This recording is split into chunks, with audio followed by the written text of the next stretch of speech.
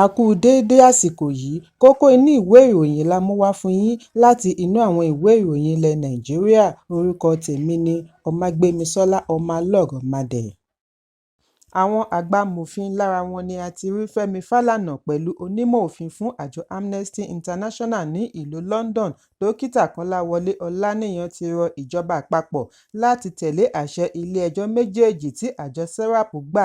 Níbi ìdájọ́ àkọ́kọ́ ní ilé-ẹjọ́ gíga ìlú Àbújá ti pàṣẹ fún àjọ elétò ìdìbò INEC kí wọ́n wọ́de gómìnà ìpínlẹ̀, igbákejì wọn pẹ̀lú àwọn alábàáṣiṣẹ́pọ̀ wọn lórí ẹ̀sùn màgòmágó, fàákájà, owó àbẹ̀tẹ́lẹ̀, ríra ìbò tàbí ìlẹ̀dí àpòpọ̀ tí ó ṣẹ́yọ nígbà ìdìbò gbogbogbò ọdún 2023, níbi tí wọ́n ti tàbùkù sí àwọn olùdìbò ní ọ̀pọ̀lọpọ̀ ìpínlẹ̀, lára rẹ̀ ní ìpínlẹ̀ Èkó.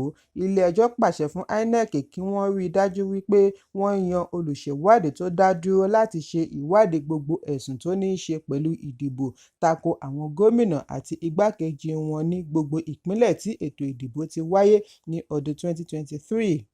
Nínú ìdájọ́ kejì ní ilé-ẹjọ́ gíga ìpínlẹ̀ Èkó ti pàṣẹ fún mínísítà àná fún ìgbáyégbádùn ará ìlú, àmójútó ìjàmbá àti ìdàgbàsókè orílẹ̀-èdè Sadiya Umar Faruq kí ó wá ṣàlàyé bí ó ṣe ná n729 billion fún 24.3 million akúṣẹ̀ ọmọ orílẹ̀-èdè fún oṣù mẹ́fà. Ilé-ẹjọ́ pàṣẹ kí mínísítà náà yìí ṣàlàyé àkọọ́lẹ̀ gbogbo àwọn tí ó jẹ àǹfààní owó yìí, iye ìpínlẹ̀ tí wọ́n pín owó dé àti iye tí wọ́n pín fún ìpínlẹ̀ kọ̀ọ̀kan. Adájọ́ Obiora Atuegwu-Egwuatu ni ó pàṣẹ fún INEC kí wọ́n tètè ṣe ìdánimọ̀ àwọn arúfin nígbà ìbò gbogbogbò tí ó kọjá, kí wọ́n sì tètè ṣe ìgbẹ́jọ́ àwọn tí wọ́n ti mú sí akóló iléeṣẹ́ ọlọ́pàá, àjọ EFCC, ICPC àti àwọn àjọ agbófinró yòókù. Èyí ń wáyé bí àgbà amòfin Fẹ́mi Fálànà ṣe bu ẹnu àtẹ́ lu àlékún owó iléèwé àwọn akẹ́kọ̀ọ́ oníwèé mẹ́wàá tí wọ́n ń gbé ní iléèwé ìjọba àpapọ̀ àti ìjọba ìpínlẹ̀ Èkó. Ó ní èyí lòdì sófin. Bí a kò bá gbàgbé wípé ọdún 2023 ni ìjọba àpapọ̀ ṣe àlékún owó iléèwé Unity Schools láti n45,000 sí n100,000 táàmù kan. Bákan náà ni ìjọba ìpínlẹ̀ Èkó náà kéde àlékún owó iléèwé lópin ọ̀sẹ̀ tí ó kọjá sí n100,000 láti n35,000. Nígbà tí ó ń fèsì ní Fálànà ní èyí jẹ́ ìtàpá sí òfin àwọn ọmọdé, bí ó ti kérora wípé pẹ̀lú bí owó iléèwé ṣe pọ̀ ju owó oṣù òṣìṣẹ́ tó kéré jù, báwo ni òṣìṣẹ́ ṣe fẹ́ rí owó ná fún ọmọ kan ábẹ̀lẹ̀ǹtẹ̀ ọmọ púpọ̀ ní iléèwé ìjọba, bí ó ti lérí láti tako ìgbésẹ̀ yìí ní ilé-ẹjọ́ gíga. Gẹ́gẹ́ bí ọ̀rọ̀ Fálànà, ó ní ọmọ kọ̀ọ̀kan ló lẹ́tọ̀ọ́ sí ẹ̀kọ́ ọ̀fẹ́ tí ó pọn dandan láti iléèwé alákọ̀ọ́bẹ̀rẹ̀ títí dé junior secondary school. Fún ìdí èyí, fífi tipátipá mú akẹ́kọ̀ọ́ junior school láti san N100 ní Unity Schools àti secondary schools ní ìpínlẹ̀ Èkó ṣe lòdì sófin. Bẹ́ẹ̀, nínú oṣù keje ọjọ́ 10 ọdún yìí ni akọ̀wé àgbà fún Universal Basic Education Commission (UBEC), Dókítà Ahmed Boboyi ṣe àfihàn wípé owó àyáàsan matching grant tí ó lé ní n45.7 billion fún ìjọba ìpínlẹ̀ lórí ètò ẹ̀kọ́ Universal Basic Education (UBE) láàrin 2020 sí 2023 ní ọ̀pọ̀lọpọ̀ ìjọba ìpínlẹ̀ kò tíì ní àǹfààní sí, ṣùgbọ́n sí ìfèsì sí àlékún owó iléèwé láti Ministry of Basic and Secondary Education ni wọ́n ti sọ wípé ìpinnu àlékún owó iléèwé yìí kò rọrùn rárá. Bí wọ́n ti ṣe àwáwí oúnjẹ àwọn ọmọ, wọ́n ní kì í ṣe wípé kí ọmọ jẹun ṣá, ṣùgbọ́n kí ó jẹ oúnjẹ tó ṣara lóore fún orí pípé. Bíbọ́ ọmọ tí ọjọ́ orí wọn wà láàrin ọdún 12 àti ọdún 18 pẹ̀lú n35,000 fún oṣù mẹ́ta kò rọrùn rárá. Àwọn kò sì fẹ́ kí akẹ́kọ̀ọ́ máa rù tàbí gbẹ látàrí àìrí oúnjẹ gidi jẹ, nítorí ìjọba mú ìlera àti ìgbáyégbádùn akẹ́kọ̀ọ́ lọ́kùnkúndùn fún àkókò tí wọ́n bá ń lò nílé ìwé. Láti ṣe èyí ni àwọn fi nílò ìfọwọ́sowọ́pọ̀ gbogbo àwọn tí ọ̀rọ̀ kàn, kí òye èyí sì yé àwọn òbí nítorí àwọn ọmọ wọn.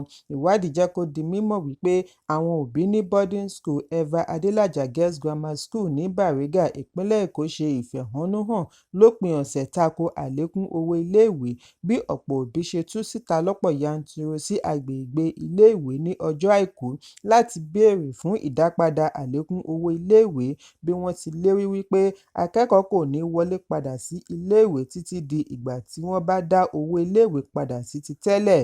Ẹ̀kúnrẹ́rẹ́ ìròyìn wà nínú ìwé ìròyìn Vanguard tó jáde lónìí. Ọ̀pọ̀ àwọn tí wọ́n ń rin ìrìnàjò lọ fún ayẹyẹ Eid-ul-Maulud ni wọ́n di olóògbé sínú ìjàmbá ọkọ̀ tí ó wáyé lójúnà Kàdú sí Saminaka ní ìjọba ìbílẹ̀ Lérè, ìpínlẹ̀ Kaduna. Ìjàmbá yìí wáyé bí ọkọ̀ akérò kan tí ó kó àpọ̀jù èrò tí ó fẹ́ẹ̀ tó 70 ènìyàn kọlu ọkọ̀ àjàgbé. Ìdàrúdàpọ̀ wáyé pẹ̀lú iye ènìyàn tí ó di olóògbé. Bí àjọ alámòjútó ojú pópó FRSC ṣe fìdí ẹ̀ múlẹ̀ wípé ènìyàn 25 ni ó di olóògbé ní ọ̀kan lára àwọn tí ó ṣe àgbékalẹ̀ ètò fún ayẹyẹ Maulud, Ahmad Dayabu, ṣe sọ fún iléeṣẹ́ ìròyìn BBC wípé kò dín ní 40 ènìyàn tí ó di olóògbé.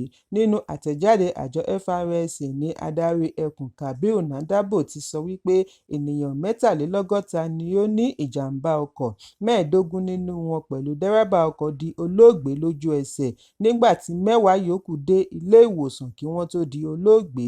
Ó fi kún un wípé àwọn 62 ni wọ́n fi ara pa tí wọ́n ń gba ìtọ́jú ní ilé ìwòsàn ìkọ́ṣẹ́mọṣẹ́ ìṣègùn Ahmadu Bello ní Zaria, Jos àti Kano.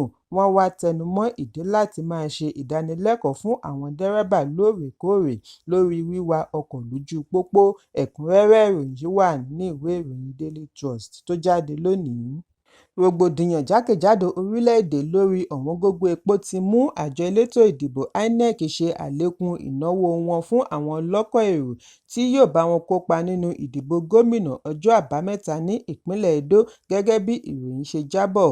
Àtúnṣe yìí ni a gbọ́ wípé ó wáyé látàrí àlékún owó epo tí ó ti kó bá ọ̀pọ̀ àwọn iléeṣẹ́ ọkọ̀ akérò. Ìpinnu yìí wáyé lẹ́yìn ìpàdé ọjọ́ Ẹtì ní ọ́fíìsì àjọ elétò ìdìbò ìpínlẹ̀ ní ìlú Benin. Akọ̀wé àgbà fún àjọ elétò ìdìbò Rotimi Oyèkánmi ni ó ṣe àfihàn yìí fún akọ̀ròyìn níbi ìpàdé tí alága INEC Akàwégboyè Mahmood Yakubu darí ni wọ́n ti ní ìpàdé pẹ̀lú aṣojú ẹ̀ka 3 fún ẹgbẹ́ ọlọ́kọ̀, ẹgbẹ́ àwọn onímọ́tò, ẹgbẹ́ àwọn alámòjútó ibùdókọ̀ àti ẹgbẹ́ àwọn ọlọ́kọ̀ ojú omi. Níbi ìpàdé yìí ni wọ́n ti jíròrò lórí ọ̀wọ́ngógó owó ọkọ̀ pẹ̀lú àti tètè jí dé ibùdó ìdìbò pẹ̀lú àwọn ohun èlò election materials. Oyèkánmi fìdí ẹ̀ múlẹ̀ wípé àtúnyẹ̀wò owó níná yìí wáyé láti rí i dájú wípé àwọn ẹgbẹ́ awakọ̀ náà kó ipa pàtàkì sí àṣeyọrí ètò ìdìbò bí wọ́n ti pinnu láti ṣe àlékún sí owó ọkọ̀ gẹ́gẹ́ bí jálá epo náà ṣe gbówó lórí.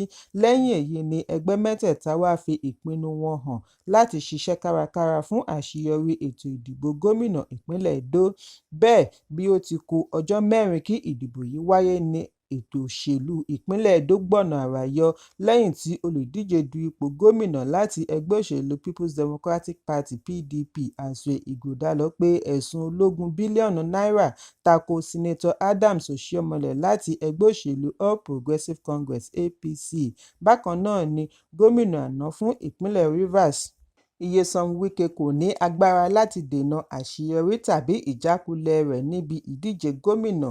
Nípasẹ̀ agbẹjọ́rò rẹ̀, Àgbà-amòfin Ayọ̀ Àsálà ní Ighodalo ti ní kí Oshiomhole kó ọ̀rọ̀ rẹ̀ jẹ kí ó sì tọrọ ìdáríjì ẹ̀ṣẹ̀ lórí ọ̀rọ̀ tí ó sọ lórí ètò Plan Well Scheme tí ó ní wọ́n fi gbá àwọn ará ìpínlẹ̀ Edo lójú ní ọdún 1990s síwájú ìwọ́de ìpolongo ìbò gómìnà ọdún yìí.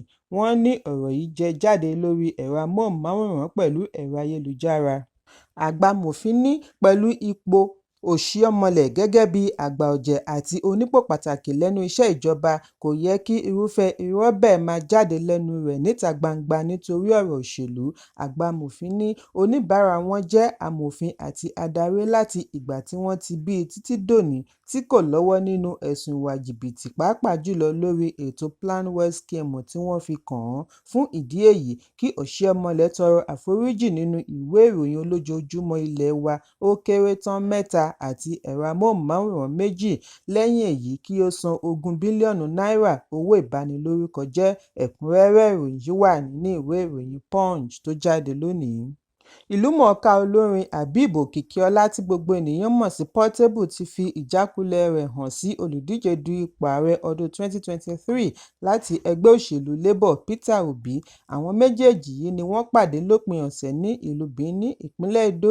Obi lọ ṣe àtìlẹ́yìn fún ìpolongo ìbò Olúmídé Àpáta tí í ṣe olùdíje du ipò láti ẹgbẹ́ òṣèlú Labour, bí Portable ṣe lọ ṣeré fún wọn níbi ìpolongo ìbò. Nínú fídíò tó gbòde ni ó ṣe àfihàn bí Portable ṣe súnmọ́ gómìnà àná fún ìpínlẹ̀ Anambra nídìí ọkọ̀ rẹ̀ tí wọ́n sì kíra wọn, ṣùgbọ́n ní kété lẹ́yìn èyí ni Portable farahàn pẹ̀lú ìjákulẹ̀ bí ó ti kérora wípé Obi kò gbìyànjú àti fowó lọ̀ ọ́. Pẹ̀lú èdè Yorùbá ni Zazuze fi ṣe àfiwé Obi pẹ̀lú ààrẹ Bọ́lá Tinubu, bí ó ti sọ wípé ààrẹ Tinubu ìbá fún òun lówó bí ó bá ṣe wípé òun ni òun bá pàdé. Ẹ̀kúnrẹ́rẹ́ ìròyìn yìí wà nínú ìwé ìròyìn Vanguard tó jáde lónìí. Kókó inú ìwé ìròyìn tòní kò ní jù báyìí lọ. Ẹ pàdé mi ní ìrọ̀lẹ́ fún àkọ́tún ìròyìn. Kí a tó lọ, ẹ má ṣaláì fi àkíyèsí yín ránṣẹ́ kí ẹ sì bá wa subscribe sójú náà wa lórí YouTube kí kókó inú ìwé ìròyìn lè máa tẹ̀ yín lọ́wọ́ ní kíákíá.